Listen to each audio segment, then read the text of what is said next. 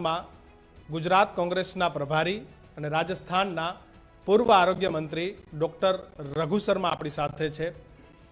AICC દ્વારા ખાસ જવાબદારી રઘુ શર્માને પાર્ટીએ આપી છે અને રઘુ શર્મા એ કોંગ્રેસના ખરા ચાણક્ય સાબિત થશે કે નહીં.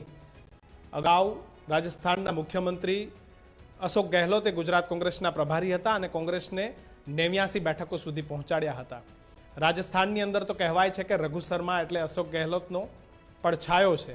ત્યારે રઘુ શર્માએ કેવી તૈયારી કરી છે, કેવી ચાણક્ય નીતિ કોંગ્રેસ માટે તૈયારી કરી છે, આ તમામ વાતો આપણે रघु शर्मा साथ करीशू. सर बहुत बहुत स्वागत है आपका गुजरात फर्स्ट पर. 2017 में अशोक गहलोत जी यहाँ पर थे और कांग्रेस को एक ऊंचाइयों पे लेके गए थे. बहुत सारी सीट कांग्रेस को मिली थी. इस बार रघु शर्मा की क्या तैयारी है? रघु शर्मा किस ऊंचाई पर गुजरात कांग्रेस को लेके जाएंगे? देखिए, गुजरात में 27 साल से कांग्रेस सत्ता में नहीं है. इस सच्चाई के बावजूद पूरे गुजरात में कांग्रेस का कार्यकर्ता बहुत मजबूती से छोटे लेवल पर तक काम कर रहा है. हमारा संगठन गुजरात में बहुत मजबूत है. मैं दूसरे राज्यों में भी जाता हूँ, लेकिन गुजरात में जो संगठन है इस बार हमने उसको नए तरीके से चुनाव के लिए तैयार किया. बूथ पे हम कभी फोकस नहीं कर सकते. इस बार 6 महीने से कांग्रेस पार्टी बूथ पे किस तरह से हमारे वर्कर तैयार हो, बीएलए तैयार हो, जनमित्र तैयार हो, ज़्यादा पोलिंग हमारा कैसे हो. क्योंकि अक्सर हम ये देखते हैं कि पोलिंग परसेंटेज हमारा कम होता है और कांग्रेस पार्टी का वोट मतदान करने जाता नहीं है. इस बार हमने पूरे गुजरात में पिछले 6 महीने से सिर्फ इस काम पे फोकस किया है कि पोलिंग जो भी कांग्रेस का मतदाता उसकी पूरी हो. दूसरा, जो वचन राहुल गांधी जी ने दिए और उसमें 2-3 पॉइंट्स और मिला के गुजरात की घर घर में door to door campaign Congress party ने किया है. इस बार सबसे बड़ी स्थिति है कि आज महंगाई से पूरा देश परेशान है, बेरोजगारी से नौजवान परेशान है, भ्रष्टाचार से आम आदमी परेशान है और लचर कानून और व्यवस्था उससे आम आदमी के मन में एक भय व्याप्त है. इन सब मुद्दों पर कांग्रेस पार्टी ने एक चार्जशीट भारतीय जनता पार्टी जो सत्ता में है उसके खिलाफ निकाली. मुझे दुख है इस बात का कि विपक्ष के नाते हमने जो चार्जशीट निकाली उसका जवाब आज तक बीजेपी ने नहीं दिया. इसका मतलब वो घमंड में है. फिर हमने एक रोड मैप, कैसे अगर हम महंगाई आज ज़्यादा बढ़ी हुई है तो हमारे पास रोड मैप क्या है उस महंगाई को कम करने का, बेरोजगारी को ख़त्म करने का उपाय क्या हो सकता है, भ्रष्टाचार पर अंकुश लगाने की क्या विधि हो सकती है. तमाम चीज़ें हमने आम व्यक्ति से पूछ के करीब 3 महीने कांग्रेस पार्टी के नेता और कार्यकर्ता गुजरात के हर तबके के पास गए हैं. वो क्या उम्मीद करते हैं कांग्रेस पार्टी से, उनकी भावनाओं को इनकॉर्पोरेट करके और हमने एक विजन डॉक्यूमेंट चुनावी घोषणा पत्र के रूप में गुजरात की जनता के सामने रखा है. और ये भी विश्वास दिलाने की कोशिश की है कि अगर कांग्रेस पार्टी सरकार बनाती है तो इसको फेज मैनर में टाइम बाउंड तरीके से कांग्रेस इम्प्लीमेंट करके दिखाएगी. सर, हर 5 साल के बाद चुनाव आता है. चुनाव के मुद्दे सेम हैं, महंगाई हो, बेरोजगारी हो, लोगों की आम समस्याएं हो. पिछले 25 साल से कांग्रेस इस मुद्दे पे ही चुनाव लड़ता है और हर 5 साल में बेरोजगार बढ़ जाते हैं, महंगाई भी बढ़ जाती है. लेकिन सर, इस मुद्दे पे कांग्रेस को शहरी विस्तार में, खास करके अहमदाबाद, सूरत, राजकोट, ऐसी जगह पे वोट नहीं मिलते हैं. इसके लिए रघु शर्मा के पास क्या एक्शन प्लान है? देखिए, शहरी क्षेत्रों में भी बूथ मैनेजमेंट को हमने फोकस किया है और जो हमेशा परिस्थिति बनती है, आज आदमी चाहे शहर में रहता हो चाहे ग्रामीण अंचल में रहता हो, उसके मन में ये दर्द तो है कि भारतीय जनता पार्टी हमारी समस्याओं का समाधान नहीं कर पा रही है. लगातार 27 साल के बावजूद आज बीजेपी की मीटिंग्स हैं, चाहे इनकी गौरव यात्रा इन्होंने निकाली सारा फ्लॉप हुआ है। कोई सुनना नहीं चाहता है, इनकी पब्लिक मीटिंग्स में भीड़ नहीं जा रही है। प्रधानमंत्री जी पूरे देश को छोड़ के गुजरात में पिछले 8 महीने से, गृह मंत्री जी यहाँ हैं, पूरी यूनियन कैबिनेट यहाँ घूम रही है और इनके राज्यों के मुख्यमंत्री वो भी यहीं प्रचार कर रहे हैं। तो कुछ न कुछ चिंता भारतीय जनता पार्टी के मन में अगर नहीं होती तो इतना समय प्रधानमंत्री जी को देने का कोई ज़रूरत नहीं थी। सर, मैंने आपको जो शहरी वोटर्स के बारे में पूछा, अगर वो कांग्रेस के साथ है तो फिर कांग्रेस के चांसेस वो सरकार में आ सकती है। शहरी विस्तार में अब की बार कांग्रेस पहले से ज़्यादा सीटें जीतेगी। हमने उम्मीदवार भी ढंग के दिए हैं और बूथ मैनेजमेंट पे भी फोकस किया है और डोर टू डोर कैंपेन। हम गुजरात की जनता की भलाई के लिए विशेष तौर से शहरी विस्तार में जो समस्याएं आम आदमी को फेस करनी पड़ती है, उन समस्याओं के निराकरण के लिए कांग्रेस पार्टी क्या करने वाली है, ये घर घर जाके आम आदमी तक कांग्रेस पार्टी का मैसेज पहुंचाया है।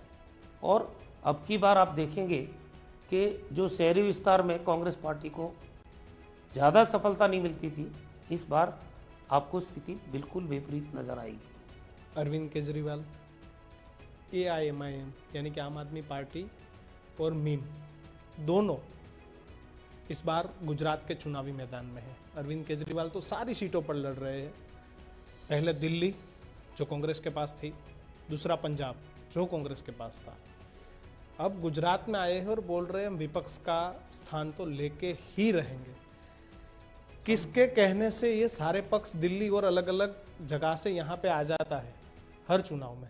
देखिए, मैंने शुरू से कहा कि आम आदमी पार्टी एक मौसमी पार्टी है, चुनाव के वक्त में जाती है, 5 साल कोई लेना देना नहीं। कांग्रेस पार्टी की प्रेजेंस पूरे 5 साल एक विपक्ष के रूप में सरकार जो गलतियां करती है उनको उजागर करने में रही है। ये बी टीम है बीजेपी की। ये तो गोवा में भी गए थे, उत्तराखंड में भी गए थे और भी राज्यों में जा रहे हैं, लेकिन ये जितना वोट लेते हैं वो वोट कांग्रेस को सरकार बनाने से रोकने का वोट होता है। इसीलिए हमने कहा कि चाहे MIM हो चाहे आम आदमी पार्टी हो, वो कभी क्लेम कर ही नहीं रहे हम सरकार बना रहे। कांग्रेस तो क्लेम कर रही है कि हम सरकार बना रहे हैं। पंजाब और दिल्ली में तो सरकार बनाई ना सर आम आदमी पार्टी ने।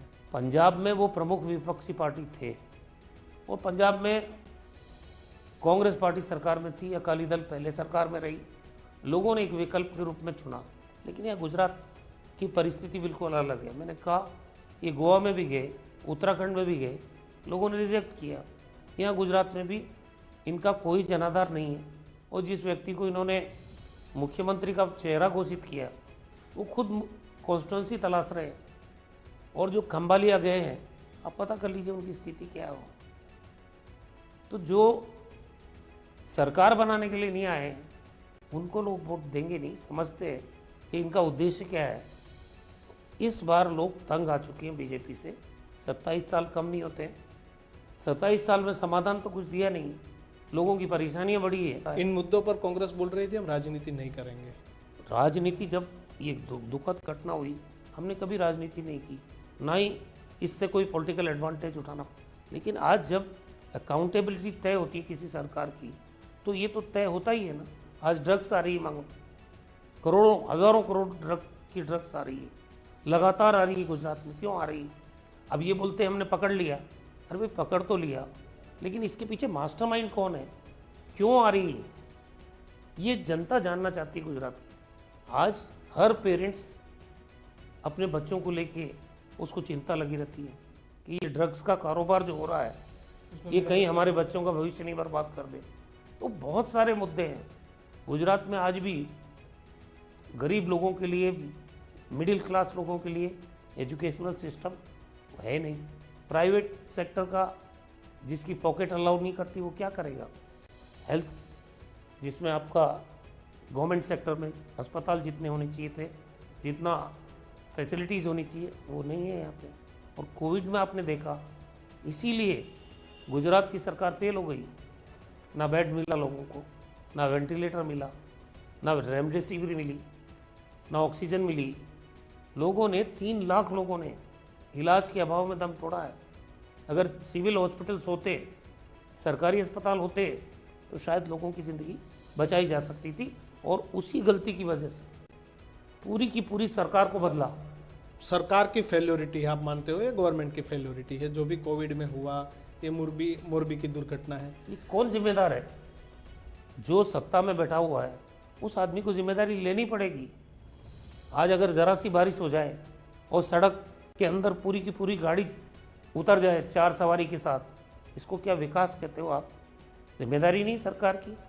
जिस ढंग से खुलेआम भ्रष्टाचार हो रहा है, बिना पैसे के किसी का काम होता नहीं है, तो क्या ये जिम्मेदारी में नहीं आता सरकार की? एक तरफ बीजेपी कहती है डबल इंजन, एक इंजन तो आपका फेल हो चुका कोविड में, अब दूसरा इंजन जो दिल्ली वाला है वो कब तक आके मैदान में यहाँ वोट मांगेगा? आज कायदे से अगर इन्होंने पूरी मुख्यमंत्री समेत कैबिनेट को बदला, वो स्वीकार किया इन्होंने कि हम 4 साल अच्छी सरकार नहीं दे पाए, उसके बाद जो चेहरा इन्होंने दिया उस चेहरे पे भरोसा नहीं है इनको। तभी तो प्रधानमंत्री जी मुख्य रोल में आज चुनाव प्रचार में प्रधानमंत्री जी हैं, गृह मंत्री जी हैं। हम कह रहे हैं कि जिसको मुख्यमंत्री का चेहरा बनाया उस पर क्या भरोसा नहीं बीजेपी को? और सरकार चला कौन रहा है? वो तो भारतीय जनता पार्टी के साथ है, तो बट ऑब्वियस है कि वो यहाँ पे चुनाव मैदान में आएंगे। दूसरे राज्यों में भी चुनाव होते हैं, प्रधानमंत्री जी देश के हैं, वहाँ इतनी विजिट होती है क्या? तो कुछ न कुछ डर है बीजेपी के दिमाग में। चलो ये बताऊं मैं आपको, जिस दिन 8 तारीख को परिणाम आएगा, इस बार गुजरात में चौंकाने वाले परिणाम आने वाले। सर 150 सीट बोल रही है भारतीय जनता पार्टी। बीजेपी ने पिछली बार भी 150 बोला था, आई कितनी? 100 के नीचे आई ना। और उसमें भी कितना मशक्कत उनको करनी पड़ी। उनके जो परमानेंट मित्र हैं, ईडी, इनकम टैक्स, सीबीआई, उन सबका सहारा लेना पड़ा। और ये कब तक? देश की डेमोक्रेसी में आप जिस हालत में आज पहुंच गए हो, 150 सीट की पहले भी आपने की थी बात, अभी तो मैंने सुना 182 सीट की कर रहे हैं बात बीजेपी वाले। तो फिर जनता को क्या आप टेक इट ग्रांटेड समझते हैं क्या? सर 150 का वायदा हो रहा है। कांग्रेस ने इस बार जो सीटें दी, सबको टिकट दी, बहुत सारे एमएलएस की टिकट काटी गई, 6 से 7 लोगों को रिपीट कांग्रेस ने नहीं किया। उसके पीछे क्या वजह थी? क्या नीति दिल्ली या गुजरात की, या तो आप यहाँ पे प्रभारी हो, क्यों उन लोगों की टिकट काटी गई? और दूसरा, जो टिकटें काटी गई, जिन लोगों को टिकट नहीं मिली, उन लोगों ने बहुत सारे एलिगेशन पार्टी पर किए, पार्टी के नेता पर किए। इसके पीछे क्या मानते हो? क्योंकि हर कोई है जो टिकट ना मिलने पे कांग्रेस से नाराज होता है। भाजपा ने भी बहुत सारी टिकट काटी सर। आप एक बात बताइए, कमलम में बीजेपी का कार्यकर्ता कांग्रेस जिंदाबाद का नारा लगाता है, गृह मंत्री जी को यहाँ 3 दिन समाधान के लिए बैठना पड़ता है। कितने लोगों को उन्होंने निष्कासित किया? अभी वो तो अनुशासित पार्टी बोलते हैं ना अपने आप को। कांग्रेस में अगर नाराजगी, जिसको टिकट नहीं मिलेगा नाराजगी होगी, स्वाभाविक है, लेकिन हमने मना लिया उनको। हमें किसी को पार्टी से निकालने की ज़रूरत नहीं पड़ी, लेकिन बीजेपी को निकालना पड़ रहा है। 32-33 उनके यहाँ भी जिस तरह की बागी उम्मीदवार खड़े हुए, तो भारतीय जनता पार्टी को परेशानी ज़्यादा है। कांग्रेस ने सोच समझ के अब की बार टिकट का डिस्ट्रीब्यूशन किया है और सरकार बनाने के लिए डिस्ट्रीब्यूशन किया है। और जो एलिगेशन लग रहे हैं, एलिगेशन में किसी में दम होता नहीं कभी। जिस पारदर्शी तरीके से कांग्रेस में अब की बार टिकट लोगों को मिले हैं, वो भी जानते हैं, और जिनको टिकट नहीं मिल पाया उनको भी पता है। इसलिए इन बातों में कोई दम नहीं। रघु शर्मा के पास डैमेज कंट्रोल का क्या प्लान है? क्योंकि अभी 1 तारीख और 5 तारीख को वोटिंग होने वाली है, और उससे पहले हर दिन किसी ना किसी से रिजाइन करवा के भाजपा में ले जाना। रघु शर्मा के पास ऐसा कौन सा प्लान है जिससे वो डैमेज कंट्रोल करेंगे इस बार? देखिए, हमने माइक्रो लेवल पे पूरी 182 विधानसभा, 3 हमने एनसीपी को दिए, 179 पे हम लोग लड़ रहे हैं। एक एनसीपी में शायद, वो तो एनसीपी की जिम्मेदारी है, लेकिन मैं ये कह रहा हूँ कि हमारा माइक्रो लेवल पे मैनेजमेंट नहीं होता तो हमारे बागी ज़्यादा खड़े होते। आज बीजेपी में बागी ज़्यादा क्यों खड़े हो रहे हैं? बीजेपी को लोगों को निष्कासित क्यों करना पड़ रहा है? तो कांग्रेस पार्टी का मैनेजमेंट इतना शानदार रहा है कि हमारी पार्टी में बगावत नहीं है। बीजेपी में बगावत हमारी तुलना में ज़्यादा है। आम आदमी पार्टी की तो स्थिति नहीं है कुछ, उनके तो पता भी नहीं चल रहा है कि कोई लड़ भी रहा है नहीं लड़ रहा है। आम आदमी पार्टी कहाँ कहाँ कितनी नुकसानी कांग्रेस को देगी उसका कोई लेसन किया है रघु शर्मा ने?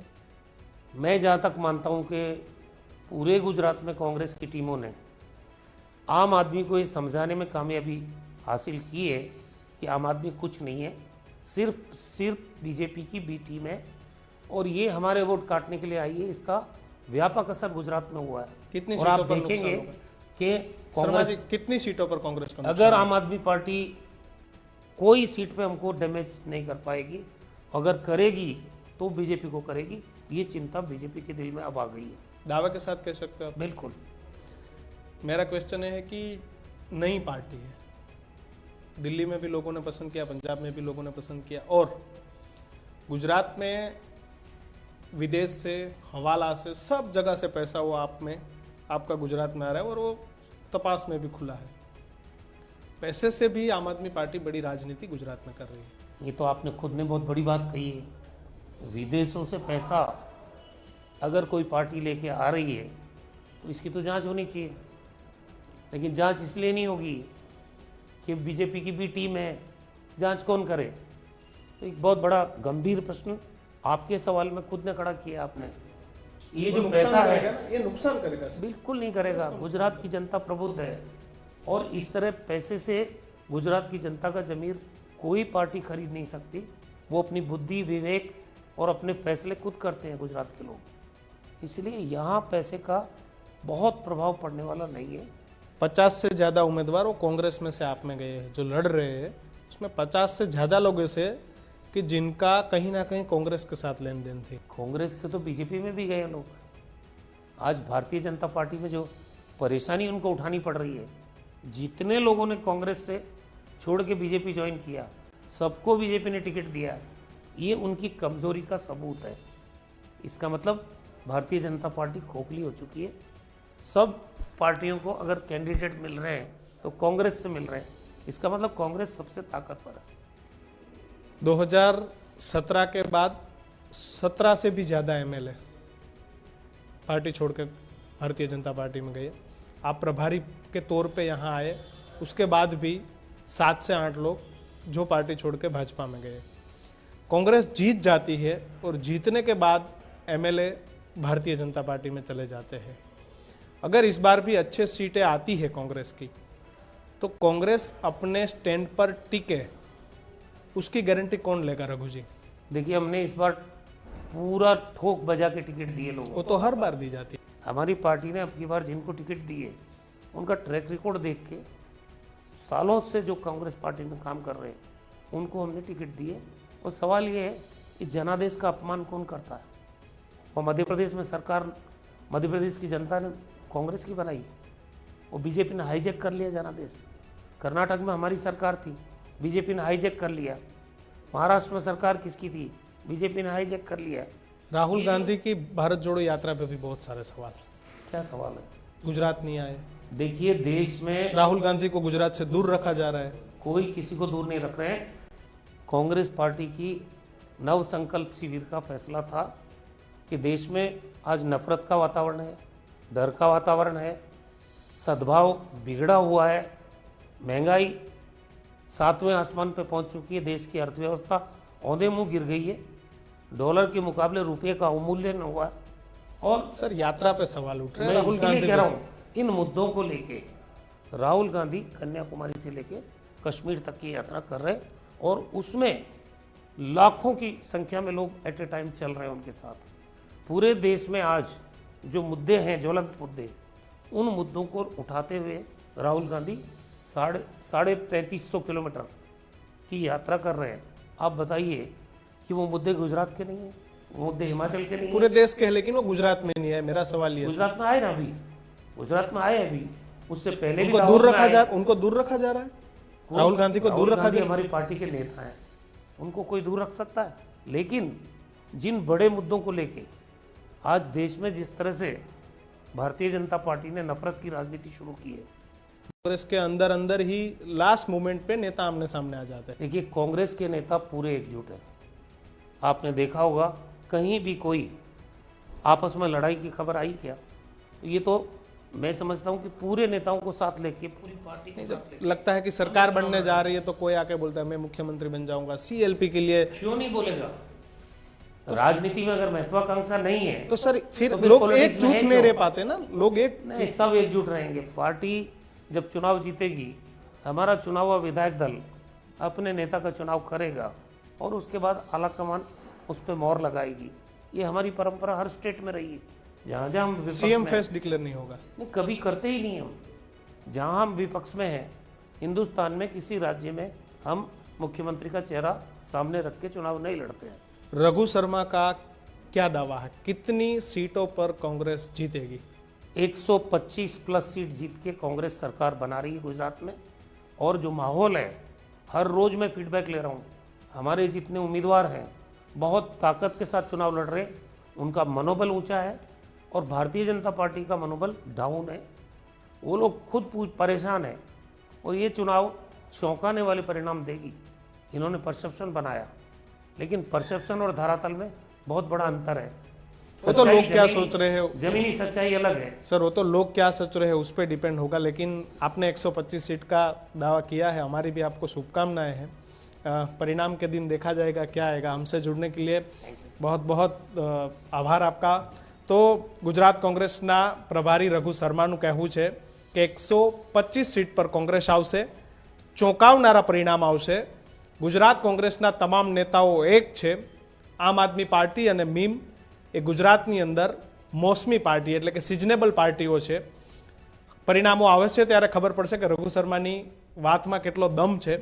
પરંતુ હાલ થયો છે સમય અમને રજા લેવાનો। ફરી નવી મુલાકાત સાથે, ફરી નવા નેતા સાથે ફરી મળીશું। નમસ્કાર।